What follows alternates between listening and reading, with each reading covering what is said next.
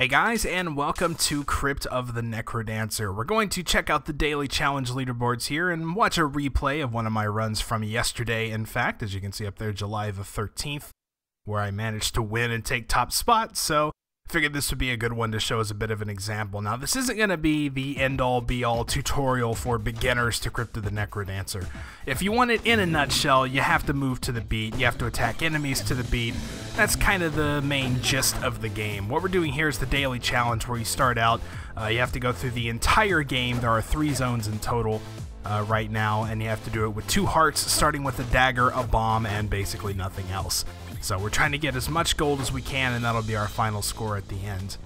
So like I said, I'm not going to sit here and try to explain every single little mechanic because that would be pretty much impossible to do while watching this. But instead I thought I'd give a little bit of an example of, I don't really want to say higher level play because that sounds kind of egotistical in a way, but we'll just kind of go through what we're doing here and try to make a little bit of sense of it. So this is the first real important thing. What we went to there was a blood shop, which we could get to by bombing out that cracked wall. And I picked up this golden rapier for exactly 1 health, and you can see up there at the top right, my health has been deducted by 1, but I can of course recover that later. So the golden rapier, any golden weapons, are super important when it comes to high score runs because I think they double the amount of coins dropped by enemies. I'm not 100% sure on that. I believe that's what the wiki says, but you know how information can be about these games that are still in alpha, not even released yet. So we'll take that with a grain of salt. But needless to say, it's super important either way because it definitely increases the amount of gold you get. The rapier is also just a great base weapon because it has this like 2-space attack. And when you do that, they actually take double damage. So there's actually an obsidian rapier, which is way better. You can do a maximum of like 6 damage with that if you get the right setup. So that's a good one to have. But like I said, the golden weapon is probably what's most important here. So we ended up with a decent little total there. Nothing really left to get on this floor. And yeah, we also can occasionally find these little spaces, these little walls that have like blue shimmers in them. Anytime you dig those walls, you can do that just by pressing the direction, the arrow keys towards them. Anytime you do that, you can dig out some gold from it. You can also bomb the shop walls by using the bombs we have in stock, and each segment of wall drops 10 coins, so I just bumped my score up by 150 there by bombing those. And when it comes to bombs, there are generally only a couple things I want to use them for. One is to get to the blood shop, which we've already done, so we can cross that off the list. The other is sometimes you have to use bombs to get into shops, and that can be useful in certain circumstances, so I like to keep at least one until I know I won't need it for that anymore. And also when it comes to shops, the strategy is generally don't buy anything unless it helps you make more money. It's kind of one of those things where you need to make sure that it actually balances itself out in terms of like, is it going to pay for itself? There's also a golden whip in that hidden chest there, which again is another item that would give you more money, but the rapier is just such a great base item that I'm not even going to consider picking that up. Alright, so you may be able to hear that stomping in the distance. That means there is a red dragon approaching us. There are a lot of things you can do with the red dragon, and we will get into that a little bit later because we're not going to do it here. For this one, we're just going to take him out and proceed as normal, but the next time we see him, it'll be going a little bit differently. So other than that, it's basically just basic strategy. It's one of those things where, again, I have like 90 hours in this game, so, maybe in some cases I make it look a little bit easier. If you see some other people streaming this game for the first time, they pretty much run into a wall, as we all did. I hit the wall pretty hard when I played this game the first time, so it's just a matter of perseverance, and it kind of becomes figuring out like these little puzzles. Every enemy you encounter is just another puzzle that needs to be solved. There's another cracked wall up there, but it can only be used right now to access the transmogrifier and the glass shop, neither of which I have any use for, so it's not worth looking at. Alright, so this is 1-3, which is the final normal level in Zone 1.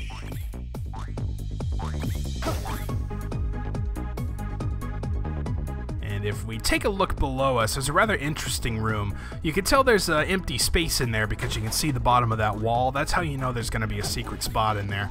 And with the way it's laid out, I'm going to guess that this is a potion room. So we're going to gamble a bit and take a bomb. And lo and behold, we get a potion. Potions are super helpful because they will revive you once when you run out of health.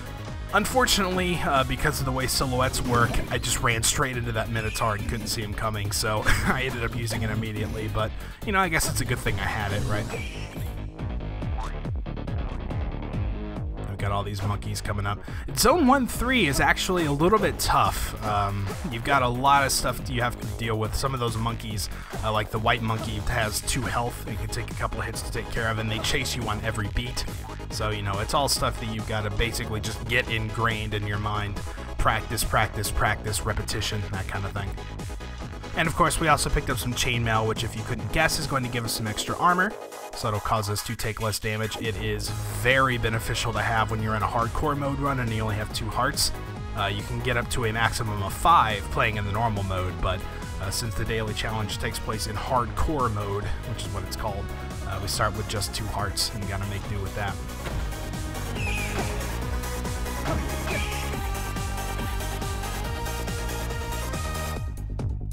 So this shop probably isn't going to have anything for us. Yeah, the backpack would let us hold an extra item. That was a ring of mana that would speed up spell recharge.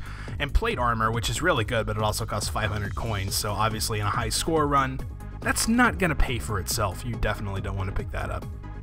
I mean, take it if it's free, obviously, but not buying it for that much. Okay, we're about to reach the end of this zone here, and we can take on our first boss. This is also a good time to sort of take vital signs for your run. Looking at what we have, we've just passed the 1,000 mark, which is pretty good for being in Zone 1 without getting any like real extra stuff. It's a good mark to be at. So now we have the first boss, which is King Conga this time. They can change order. It's just kind of a random thing. This one is pretty great with the rapier because you can get in this spot where you just go back and forth. Also, it's worth mentioning you do have to skip every 8th beat. So you saw that pause there. You had to skip that beat in order to stay on rhythm. And of course, the basics still apply. I didn't mention this because, like I said, we're not really going through the core mechanics of the game. But, you know, you want to keep your multiplier. If you step off beat, you'll lose your coin multiplier, which will obviously adversely affect your score pretty greatly. So you want to make sure that you are good enough to keep that up. So we've got another red dragon here, and you're going to see me sort of lead this guy around a bit. This is pretty risky, and I wouldn't recommend you do it unless you have a lot of experience with this kind of thing. Basically, what I'm going to do is I'm going to try to find the shop, and you'll see why in a little bit. We also got the Ring of War from that boss, which is pretty helpful in high score runs because it will actually cause more enemies to spawn in the following levels. So, you know, obviously that gives you some extra chances for money.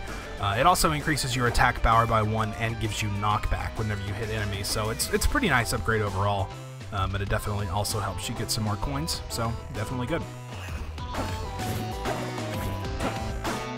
So I'm still trying to find the store. I've gotten kind of unlucky, a little risky with the red dragon there. He could have stepped up and breathed fire on me at any time, but we will soon reach our goal, the mimic wall here, which as we can tell because it was bouncing up and down.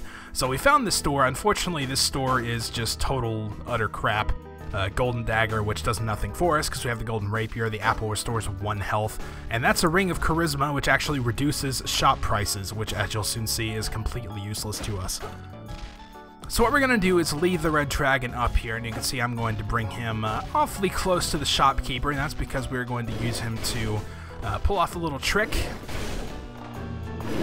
Boom. We just killed the shopkeeper. The reason to do this is, you know, pretty great there. You may have noticed I picked up 750 coins from his corpse, so that's good. You also get these items in the store for free, but unfortunately, like I said, the items in the store were pretty much crap anyway.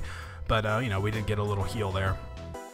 So, unfortunately, while you do get all those coins and you get the items for free, the downside is the shopkeeper and the shop items, therefore, will not appear later on in the run. So, no more shops for us the rest of the time, but, you know, we made some pretty good money out of it.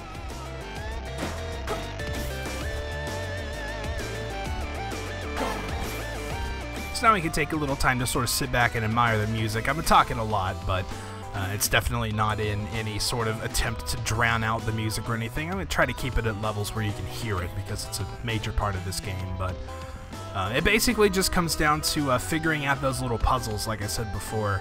You know, when you come across an enemy, you think, okay, I need to come at it from this angle on this beat, and if he's accompanied by something else, you know, it's like, all right, how do I get around them? It's a lot more of a puzzle game than it should be, really, but it ends up that way, and I like it a lot.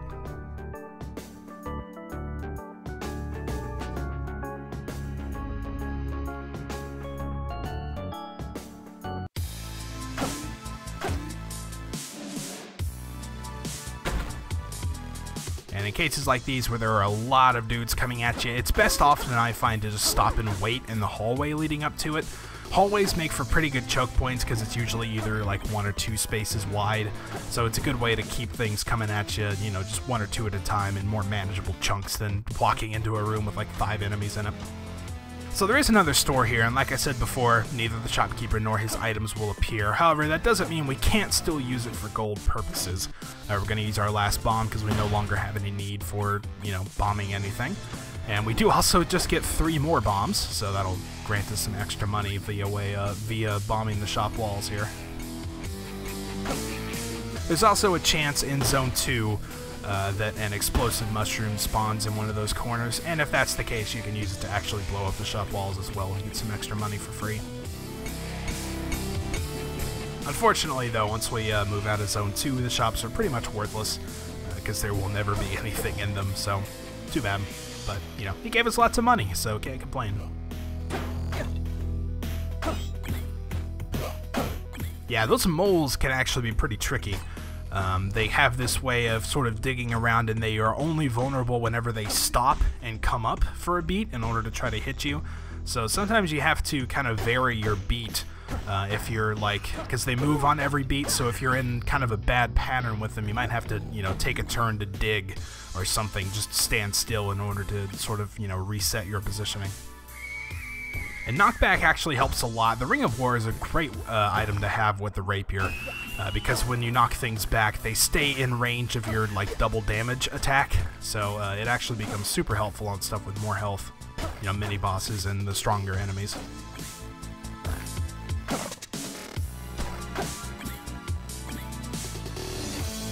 Alright, so it looks like we might be done, but there is actually one more room we didn't check when it comes to high score runs. Being meticulous pays off, as long as you've got time. The way you would normally tell is there are beat bars that go across the bottom of the screen, leading up to a heart, which kind of tells you when you need to press the button. I play with it off because it's pretty distracting and I know kind of what the beats are already, so I have it turned off here, but if you were playing, you know, by default, firing it up for the first time, you'd see little indicators of when you're supposed to hit the beats. And when the song starts to run out of time, the indicators will start turning red, sort of warning you a bit.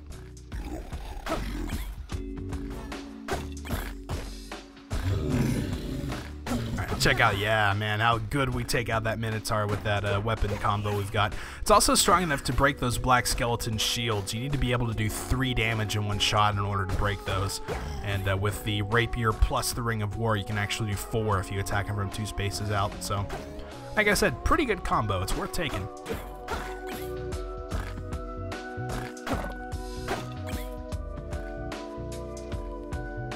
This is also a pretty great track. Zone 2 in general has really good music. It fits the atmosphere really well, and it's just good in general. Weird issue with this guy in shadow there. I couldn't get him to move. There's an example where I had to sit there and wait for the mole.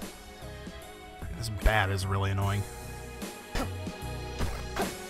You don't want to kill him over that little skull thing. That skull thing is a spike trap. If you kill him over that, the gold will fall on the spike trap and you can't get it without taking damage. And on hardcore mode, it pretty much kills you instantly. Here's an example of an explosive mushroom in the shop, so we can hit it once, let it do its thing, get a free 50 gold, and then also use the last bomb we had.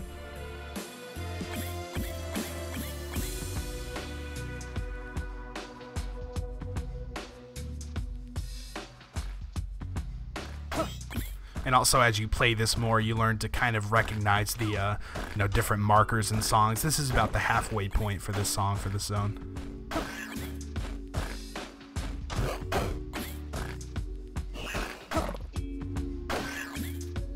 And as you also may have noticed, I have not lost my multiplier. That's one of the biggest keys to get the highest scores, is to be able to keep that 3 times coin multiplier the entire time. Now this is where things are going to get a little bit tricky. The shadows play a bit of a trick on me. This zone is especially dark if you don't have a torch or anything to light the way. So that armadillo basically comes out of nowhere. If I had been paying really close attention, I could have been able to tell it was there. You could see the outline of its eyes very briefly. But, you know, other than that, it kind of got me by surprise. I didn't have much choice. As a result, I'm also down to half a heart. So these are especially scary times, but, you know, you learn not to let that phase you too much. I gotta watch out here for that ghost thing. They have all different names. There's like a ghast and a wraith, and I don't remember which ones are which, so they're all just ghost things to me. And we got our money wall up here. In normal mode, those would be diamonds that you can use to unlock, like, meta-game items, they're called, in order to unlock them during the normal runs. But during the hardcore, everything's unlocked and diamonds are useless, so they're just replaced with stacks of coins instead. So this is Death Metal. He's a pretty cool boss. Unfortunately, we make really short work of him because of the Rapier and Ring of War, dealing 4 damage on basically every hit. And I'm going to take the red chest there because it has a good chance of getting recovery items, and I desperately need that. Otherwise, the black chest is for equipment. That's usually what you go for first if you don't have a gold weapon, because it has, you know, a good chance of dropping one from that. Otherwise, the purple chest gives you, like, accessories and scrolls. So that's where you would go if you wanted a Ring of Gold, which would be ideal. You could also get a Ring of War like we did earlier in the run. So we're in Zone 3. Things obviously step up quite a bit.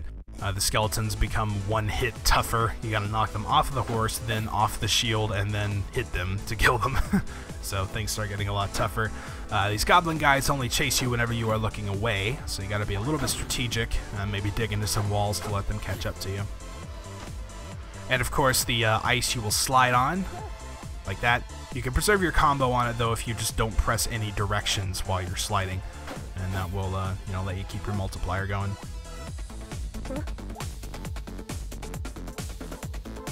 Otherwise, we are nearing the home stretch. Zone 3 is the final one in the game right now. There is a Zone 4, but like I alluded to briefly before, this game is still in alpha, and Zone 4 has not yet been completed, so we'll have more to look forward to once that gets done. Even harder stuff, oh joy. But for now, Zone 3 is basically the end. And also the hot coal squares, that whenever you step on them, she's like, ow, hot. If you stand still on that for 1 beat, you will actually take damage, so you want to avoid that. It's easy to do inadvertently, because if you like attack an enemy while standing on it, you'll stand still. That will cause damage as well, opening chests, digging walls, all that stuff. So you got to be extra vigilant when you're around those.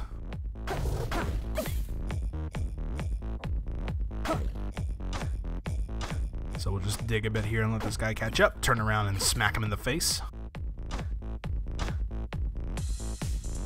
And this is a good spot to be at. We're over 4,000, which is generally a good run. If you get over 4,000, then you've done pretty much everything you needed to do. And we're still in some good shape to make a lot of extra money. You may have not remembered the score at the beginning, but still plenty of chances to get some extra bonuses. For killing the final boss, you can get a pretty good sum as well. So even though it's already a pretty good run, and one that I would accept, we're going to keep going, of course, try to get as much as we can. So we're going to clear out these enemies here. You may see the cracked wall to the right. We are going to go ahead and take that now. This is an arena, and as you'll see, you have to fight a couple mini-bosses, but unfortunately we're so strong that we can just take them out within a few seconds. The strategy for those can be pretty tough. I don't recommend arenas unless you're pretty experienced with fighting the bosses. But if you are going to go into them, there's usually one boss that will chase you every beat, and one boss that will chase you every other beat. You want to take out the quick one first, and that'll give you time to deal with the other ones plus the random enemies. I love the Yeti guys. They look like they'd have more than 1 health, but they don't, so.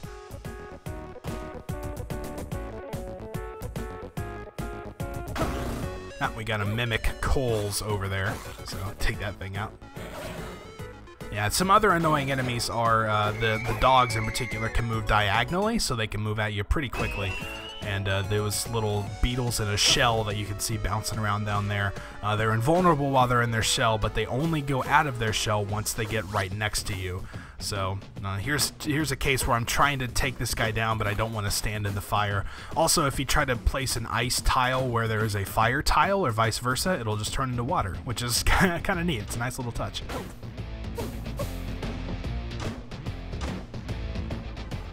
So at this point, we're just going around kind of sweeping up, clearing up the rabble that's been left behind.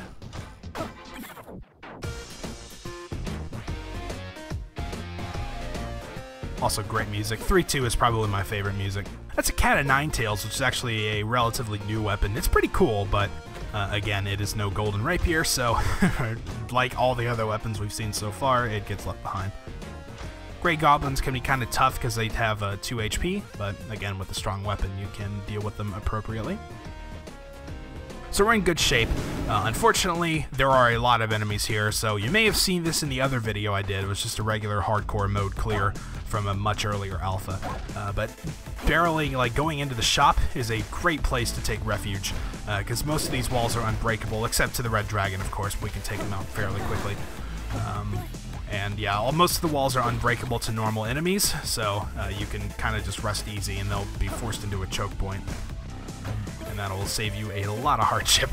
Part of that is from the Ring of War. It can be tough normally, sometimes it just depends. It's really luck based, like what kind of layout you get and what kind of enemies you get. But like I said before, the Ring of War causes more enemies to spawn. So on 3-3, you're actually very likely to just get swarmed if you have one. But thankfully, it seems to have worked out here.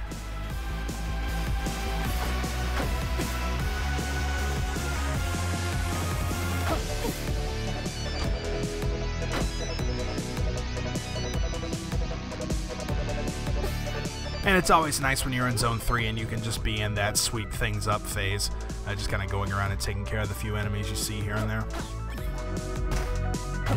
Not to say you should relax, of course, you can still get some tricky combinations, but it's definitely a lot easier than being swarmed with 100 enemies to start with.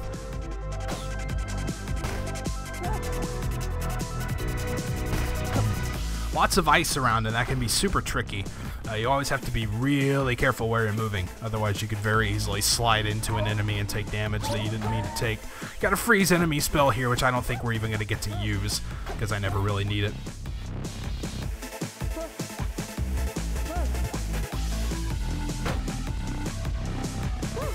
The 3-3 music is also pretty good.